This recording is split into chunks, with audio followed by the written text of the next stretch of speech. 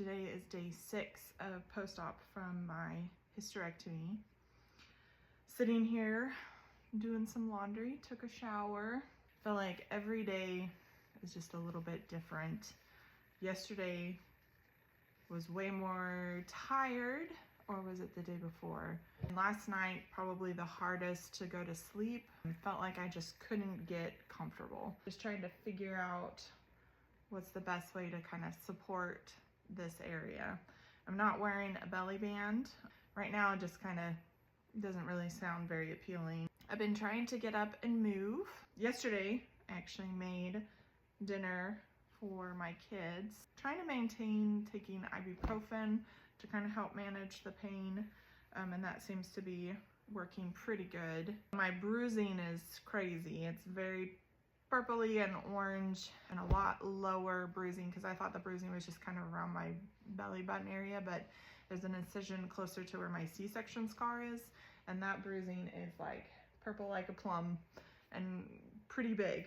I've kind of done a deep dive a little bit on what they found with my hysterectomy. My husband's like, what does it matter? You know, why are you interested in finding out what like they took out? It's gone. But I don't know, maybe it's just a girl thing, or people ask you questions, you know, because they want to know, like, how was your experience? Girls, we like to talk and we like to share experiences, and there's always like that part of you in the back of your mind that is wondering, was this the right decision? Even though like I couldn't go back and change my mind, obviously, there's still that desire to have confirmation, like, yes, this surgery was necessary. So going into the surgery, I knew that I had a fibroid. It was in my cervix. It was in the muscle of my cervix. So they call that an intramural fibroid. Sometimes fibroids will kind of protrude out into like your uterus cavity. You may see women who talk about their fibroids almost make them look pregnant. Because they're a tumor, they can just grow and grow and cause a lot of problems. I have multiple fibroids. My maternal grandmother actually had uterine cancer. She was also a very unhealthy person.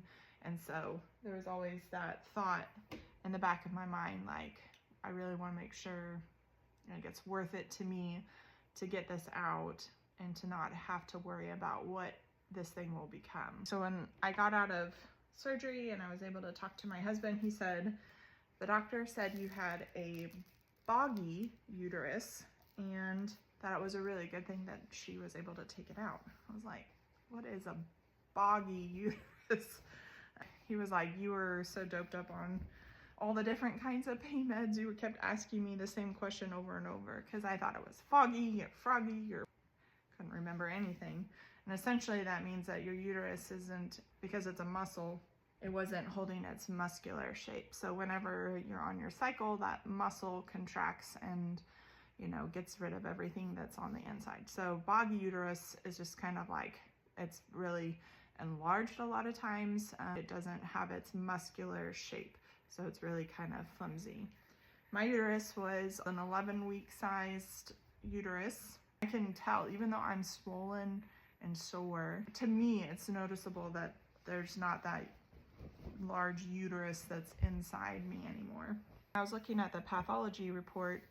There was a second fibroid that they found, making sure everything was good and wasn't looking cancerous. And then in the operative findings, say anything about the adenomyosis. Adenomyosis, I think is how you say it. So adenomyosis, and then there's endometriosis.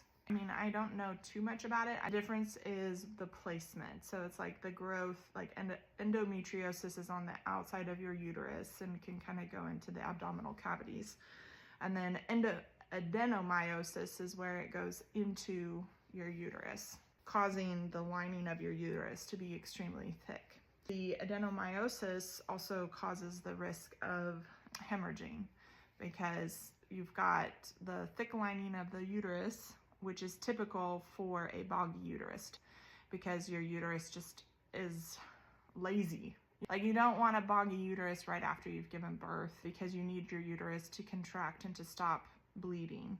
Your hormones are out of whack, which pretty much every woman's problem is their hormones are out of whack. Combination of a boggy uterus and with adenomyosis, and then you've got the fibroids in there. This is a good thing that my uterus came out. I'm curious to know what my doctor would say if I had just suffered through life until I had menopause and my period stopped. There were times, especially getting closer and closer to the surgery, like I was really anemic. Not enough that it would concern a trip to the ER, but it's like, yeah, this is not okay. I don't know if any of you are in that same boat. We could be boggy uterus sisters well, actually, you know, we don't have a boggy uterus anymore. I'm ready to just start feeling better. Everything is really sore. I feel like my movements are very controlled, careful. I feel like just sometimes I can shift and it like pulls those incisions in a specific way. And so I feel like I've got more energy. I feel alert. I've been able to shower, feed myself, you know, do all the things that I need to do, make sure my kids are fed. Be nap time here in a little bit. Sometimes as women, we endure these symptoms far too long before we will speak up and say enough's enough. I know there's women out there that have even gone decades with feeling miserable, and that's not okay. There are natural things that you can do, pelvic floor therapy, but sometimes it's irreversible and you're gonna need to have surgery to have it taken out. Hopefully this encourages some women that they're not alone. You know, we're doing this together. Women's health is a very underrated topic for studies and research. We need to have these conversations more. Thanks for watching. Just trying to be more vulnerable of like, this is how it is. This is real life. Trying to take it easy, trying to just take care of myself and take it slow. So I'll see you on the flip side. See you later.